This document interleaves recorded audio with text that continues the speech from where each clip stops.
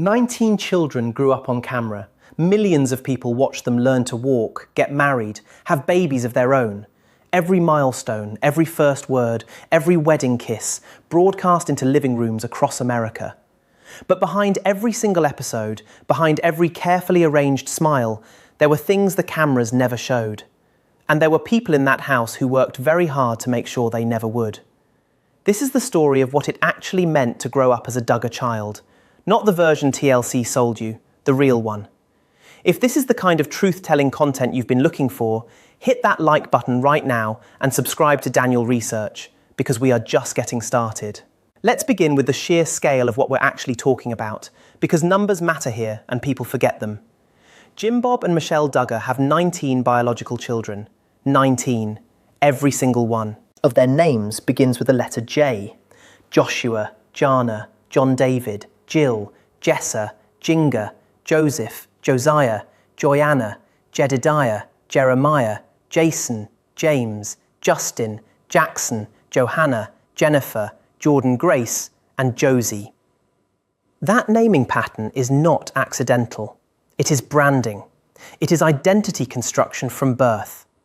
Before those children could speak, they were already part of a unified image, a product, really, that their parents were building for public consumption. Today, those children range in age from their early 30s down to their early teens. They span an entire generation within one family. And here is something that most casual viewers of the show never fully absorbed. The older children in that family were not just siblings to the younger ones. They were functionally their caretakers. Each older child was assigned a younger child to help raise. This was called the buddy system, and it was presented on television as charming, efficient, wholesome. What child development experts will tell you is something more complicated, that it places an enormous burden of parental responsibility on children who have not chosen it and are not equipped for it. It also creates a hierarchy within the sibling group that can be used to enforce silence. If your older sibling is also your authority figure, and that older sibling is loyal to the parents, your ability to dissent or report problems becomes severely limited. This structure is not unique to the Duggars. It is a documented feature of the Quiverful movement, a Christian ideology that treats large families as a religious calling, views children as arrows in a spiritual war, and organises household life around the authority of the father. In Quiverful households, children do not belong primarily to themselves. They belong to God, and by extension, to the father who leads the family in God's name. Understanding that framework is essential to understanding everything that came after. Now, what does it actually do to a child to grow up on television? The Duggar children began appearing on camera when some of them were barely old enough to walk. Their early milestones, first steps, first words, first crushes, first courtships, first pregnancies, were filmed, edited, scored with music, and broadcast to millions of strangers. None of the younger children in that family had any meaningful ability to consent to that exposure. They were born into it. Child psychologists who study media and development have raised consistent concerns about what happens when a child's life becomes public content. There is the obvious issue of privacy, but there is something deeper and more damaging than that. When your life is being filmed, you learn very early that performance and reality are different things. You learn that what the cameras see is not the same as what is actually happening. For most people, that understanding develops slowly over a lifetime. For the Duggar children, it was baked into their daily existence from infancy. There is also the psychological weight of performing normalcy publicly, week after week, episode after episode, while whatever is actually happening in your home remains hidden. That gap between the performed self and the private self does not close easily, it grows. And for children in a household where real problems were being actively concealed, that gap was not just psychological, it was physical, it was structural. It was a secret that the entire family was required, explicitly or implicitly, to keep. Some of them eventually stopped keeping it. Jill Duggar Dillard has been one of the most publicly vocal of the 19 children. In interviews, in her memoir, and in documentary appearances, Jill has described a family structure defined by control, financial control, emotional control, control over relationships and decisions. She has spoken about the fact that the adult Duggar children were not paid for their appearances on 19 Kids and Counting, despite the show generating significant income. Jim Bob, she has indicated, controlled those earnings. The children, even as adults, had limited access to money they had helped generate. She has also spoken about the experience of being asked, as a young woman who had been a victim of her brother's as a child, to sit in front of cameras and discuss that publicly. Jill has described that experience as something she did not feel fully free to refuse. Think about what that means. She was victimised as a child. Then, years later, she was asked to perform her victimhood for a television audience, and she did not feel like saying no was a real option. Djinga Duggar of Wolo has taken a different path. Her departure from the family's belief system has been more ideological than confrontational. In her book and public statements, Djinga has described growing up in a framework of fear. Fear of the outside world, fear of sin, fear of deviation from the family's beliefs. She has spoken about the process of slowly, carefully rebuilding her own sense of identity outside of the structure she was raised in. She and her husband, Jeremy Vuolo, now attend a church with theological views that differ significantly from the Duggar family's belief system. That is not a small thing in a family where theology is everything. What both Jill and Djinga's accounts share, despite their different tones and focuses, is a consistent underlying theme. Control, silence, limited outside relationships, a world deliberately kept small. These are not the reflections of women who had complicated but ultimately happy childhoods. These are the reflections of women who are still, as adults, working through what was done to them. And what it cost them to speak is real. Family relationships have been strained.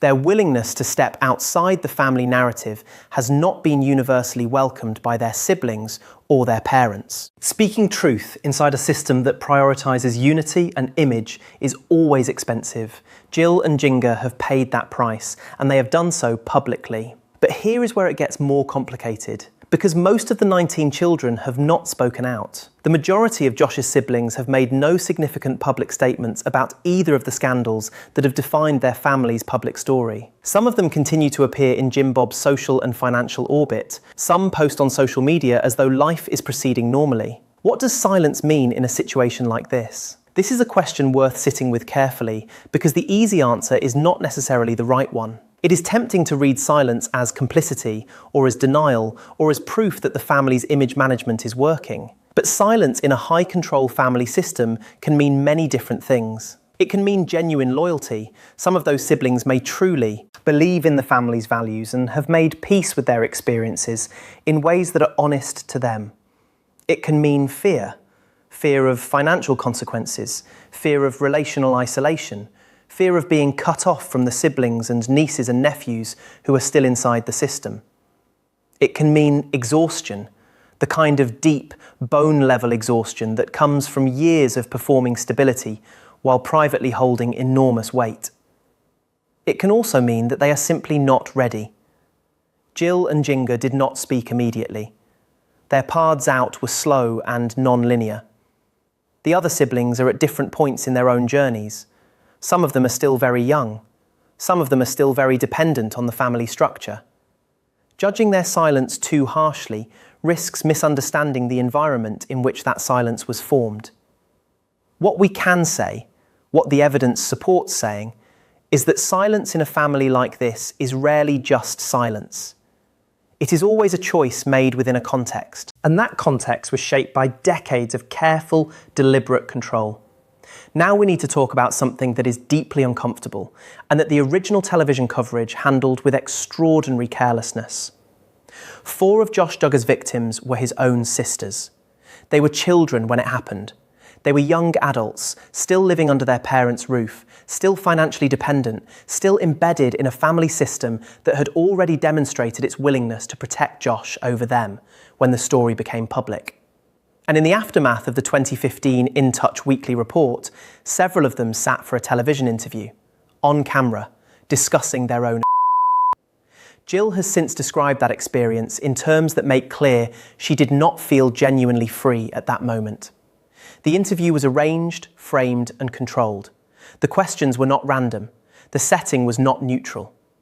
These were young women who had been victimised as children, raised in a system that taught them that a woman's primary obligation is to the family unit, and they were placed in front of cameras to discuss the worst things that had ever happened to them, in a format that was ultimately about managing the family's public image. That is a second victimisation. And it happened on television, in front of millions of people, with a production team and a network facilitating it. This is not ancient history. This is not a theoretical concern. This happened. And it happened because the systems around these children, the family system, the religious system, the media system, were all oriented toward the same goal, keeping the image intact. Which brings us to the architecture of isolation that made all of this possible. All 19 Duggar children were homeschooled. Their curriculum came from conservative Christian homeschool programs with a limited academic scope and a heavy theological framework. They did not participate in public school sports. Their outside friendships were limited and supervised. College was not the expectation for most of them, particularly the daughters, for whom the path was defined much more narrowly: courtship, marriage, motherhood, and management of a household. What this means in practical terms, and what experts in child welfare and education consistently point out, is that these children had very limited access to mandatory reporters. Teachers, coaches, school counsellors, paediatricians in a clinical setting. These are the adults who are legally required to report suspected. When you remove a child from those environments and place them exclusively within a family and church structure, you also remove those layers of protection. The people most likely to notice, report, or intervene are no longer part of the child's daily life. This is not a coincidence in quiverful philosophy. The outside world is explicitly framed as dangerous and corrupting. Keeping children insulated from it is presented as an act of love and protection. But what it also does, what it functionally achieves, regardless of intent, is ensure that problems within the family remain within the family. It creates a closed system, and closed systems protect those with power. That is part one. Part two is coming, and we are going to get into the courtship system, the psychology of suppressed, where all 19 children are right now, and the question that nobody in mainstream media has been willing to ask directly about the next generation. Stay with Daniel Research, subscribe if you haven't, and share this with someone who watched that show and thought they understood what they were seeing, because they didn't, and neither did most of us.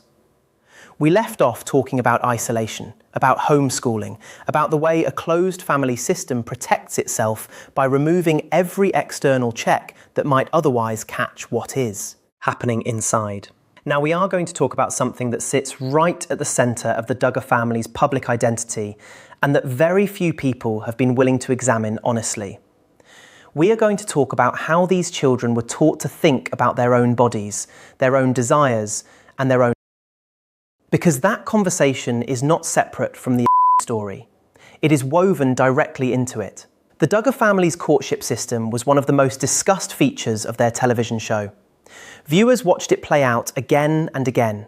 A young man approaching Jim Bob to ask permission to court one of his daughters, supervised meetings, no physical contact beyond a side hug, a formal proposal, and then, finally, a first kiss at the altar on the wedding day. It was presented as romantic, wholesome, countercultural in a way that felt intentional and even aspirational to a significant portion of the show's audience. But let's look at what that system actually communicates to a child. Not to a viewer watching from a couch, but to a child living inside it every single day. From the earliest age, Duggar children were taught that physical attraction is something to be suppressed, guarded against, and treated as spiritually dangerous outside of marriage. Normal adolescent feelings, the kind that every human being experiences as a biological reality, were framed not as a natural part of development, but as a moral threat. The language used in the family's belief system around is the language of warfare. You guard your heart. You take every thought captive. You protect your purity. The body is a battlefield, and desire is the enemy. What does that do to a developing child?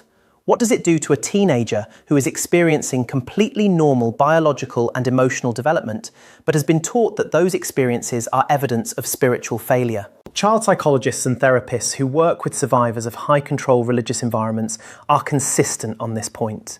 When normal developmental is treated as inherently dangerous and shameful, it does not disappear.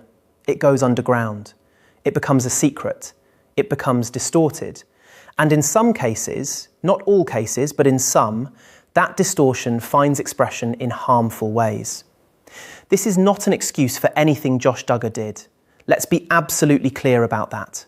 What Josh Duggar did to his sisters and to the women whose images he possessed was a choice. It was a crime. He is responsible for it.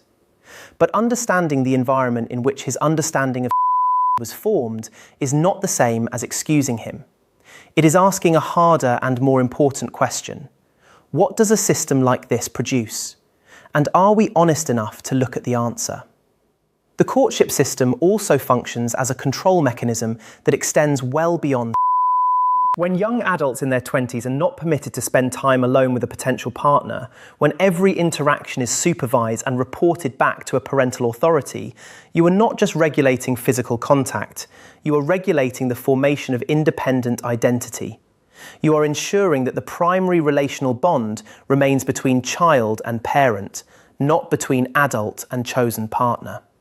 You are keeping grown people in a state of extended dependency that looks from the outside like innocence, but functions from the inside like control.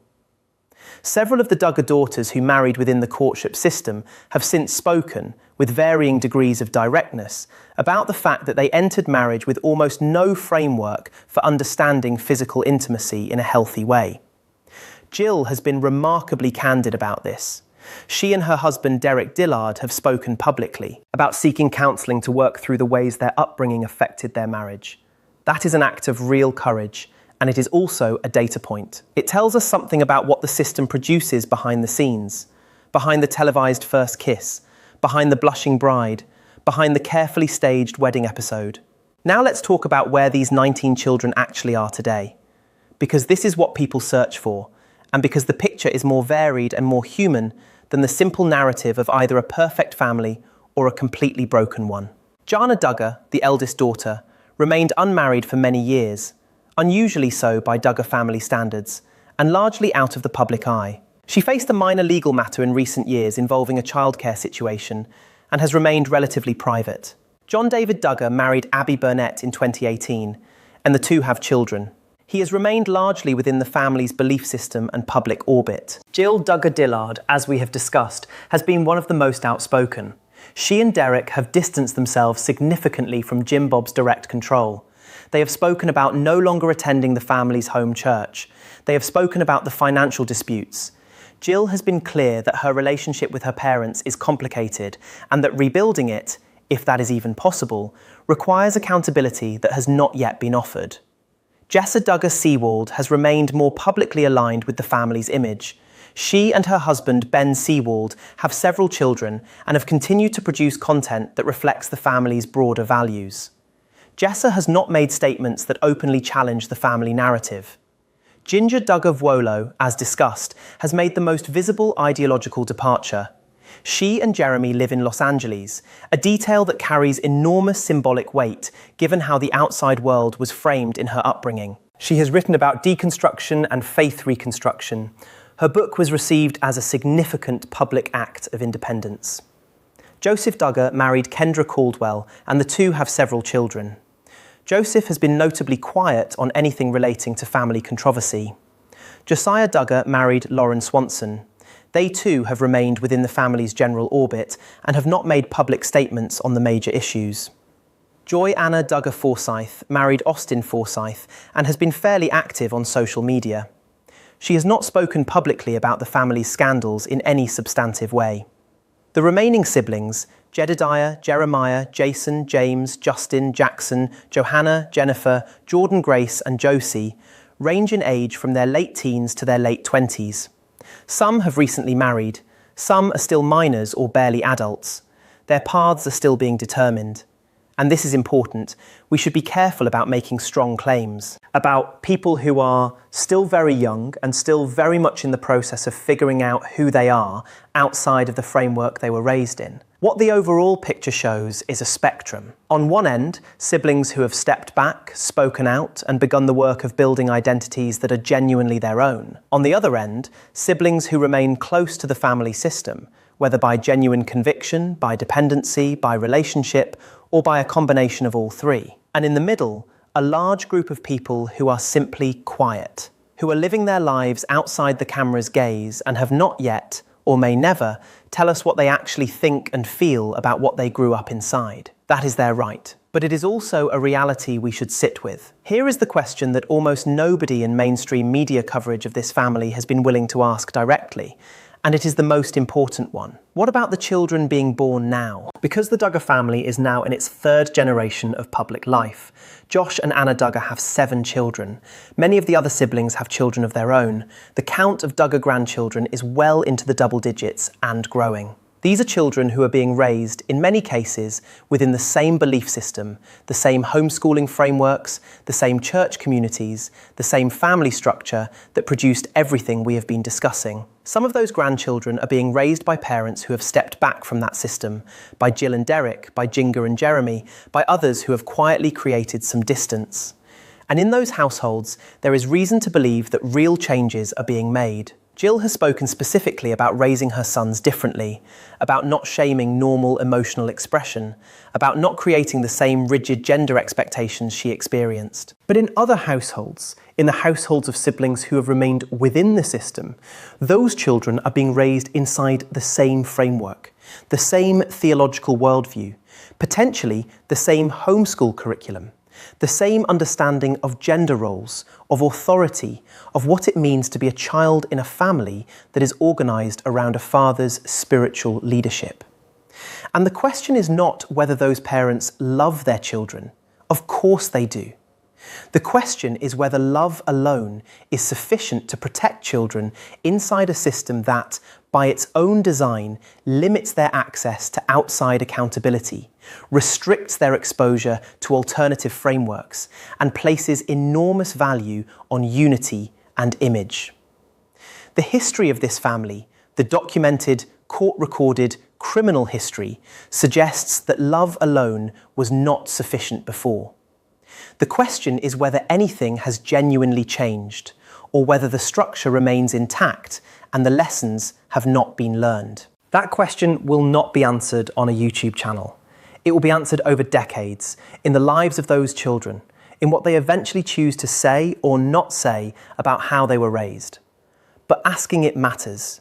Keeping it in the public conversation matters. Because these are real children. And what happened to children in this family before was allowed to happen in part because nobody was asking the right questions loudly enough or early enough. Let's bring this back to the beginning, to what this video has actually been about.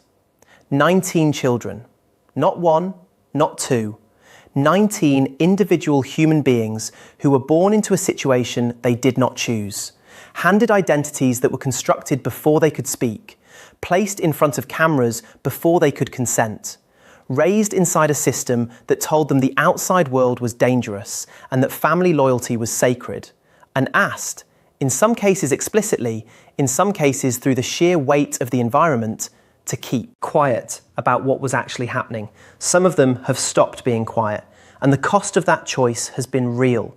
In family relationships, in public scrutiny, in the difficulty of rebuilding a sense of self when the self you were given was always partly a performance. Some of them are still quiet, and we do not know, we genuinely do not know what that silence contains, whether it is peace or pain, whether it is genuine faith or managed fear, whether it is a choice they have made freely or a choice that the system around them has made for them. And some of them are still children, still forming, still inside the only world they have ever known. And those are the ones who deserve the most careful attention, not as subjects of entertainment, not as characters in a continuing family drama, but as human beings whose futures are still open and whose protection still matters. The Duggar story is not over. It did not end with Josh's conviction. It did not end with the cancellation of the show. It continues in the daily lives of 19 siblings at various stages of reckoning with what they grew up inside, and in the lives of dozens of grandchildren who are being shaped right now by the consequences, absorbed or unlearned, of everything that came before. That is the story, not the courtship, not the counting, not the carefully coordinated names that made them easy to brand and hard to see as individuals. The story is what it actually meant to be one of those 19 people. And the full answer to that question is still being written. If this video made you think about something differently, if it gave you a framework for understanding this family that goes beyond the headlines, please share it. Not for the algorithm, because there are people in your life who watch that show and never ask these questions. And those questions matter. Subscribe to Daniel Research. Every week we go beyond the story you were given and look at the one that was actually there. We do not sensationalise. We do not speculate beyond what the evidence supports. We ask the questions that are uncomfortable but necessary. Like this video if you believe that every one of those 19 stories deserves to be told honestly. Not to tear a family apart, but because the truth, even when it is hard, is always more respectful of the people involved than a carefully managed silence. And leave a comment. Tell me which part of this story you think deserves more attention. Tell me which of those siblings you think about. Tell me what questions you still have. Because Daniel Research is not a monologue. It is a conversation.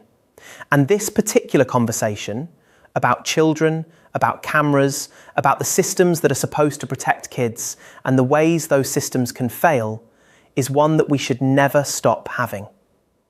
19 children, 2 criminal cases, 1 family that the entire country watched and didn't truly see.